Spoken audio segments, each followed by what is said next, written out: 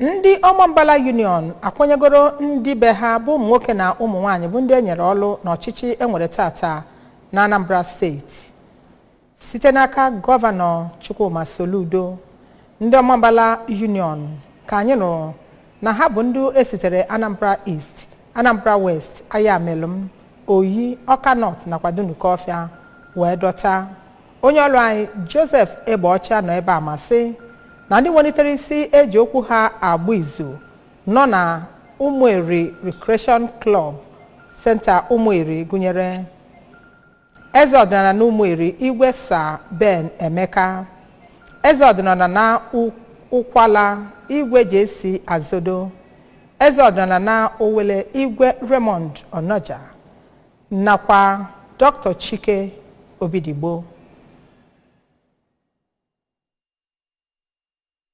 Mmemme ka Chief Chris Okonkwo nọrọ kọwaa ya bụ ọgbakọ dịka nke na-eweta ndụ ọhụụ nyere ya bụ otu Omambala Union ma kenekwa gọvanọ Soludo maka ịrọpụta ndị otu fa kọwaa ya dịka ịhụnanya dị ọkụ nke gọvanọ Soludo gosigoro ha, ebe ọ kwekwazịrị nkwa ndị otu ahụ ịhụ na ọchịchị Soludo bụ nke wetara ezigbo amụma obunuche na steeti a. Ọ kpọrọ ndị ahụ akwanyere ugwu gụnyere onye ji ọkwa kọmishọna na-ahụ maka mmanụ nakwa ihe a na-enweta n'ala bụ ọkaikpe Tony Ifeanya, onye kọmishọna na-ahụ maka ọkụ nakwa ihe a na-enweta na mmiri bụ injinia Julius Chukwuemeka, onye kọmishọna na-ahụ maka njem bụ ọkaikpe Pat Igwebuike, onye kọmishọna na-ahụ maka ọchịchị ime obodo nakwa echichi bụ Maazị Collins Nwabunwanne, nakwa onye isi ndị ọrụ na Anambra steeti bụ ọkaiwu Okwi Igwegbe ka ha bụrụ ndị a ga-eji na-ama atụ ezi omume maka ya bụ otu. N'okwu nke ha ka onye eze ọdịnala Ụmụeri bụ Igwe Emeka nakwa onye ji okwu ya agba izu na ya bụ otu Omambala Union bụ dọkịnta Obidigbo ndị kpọrọ oku nkwado maka ya bụ ndị ọchịchị nchere oge ya bụ otu nakwa ka enwee atụmatụ iji hụ na ọtụtụ ndị mmadụ bụ ndị batara na ya bụ otu chetara na ya bụ otu bụ nke nyere aka iji hụ na enwetara akachigoro steeti a site na mpaghara ebe ahụ, ebe ha kpọkwaziri oku ka ha jidesie ebumnuche ha ike hụ na ha na ndị ọzọ na-agbakọ aka ọnụ iji hụ na ha mejupụtara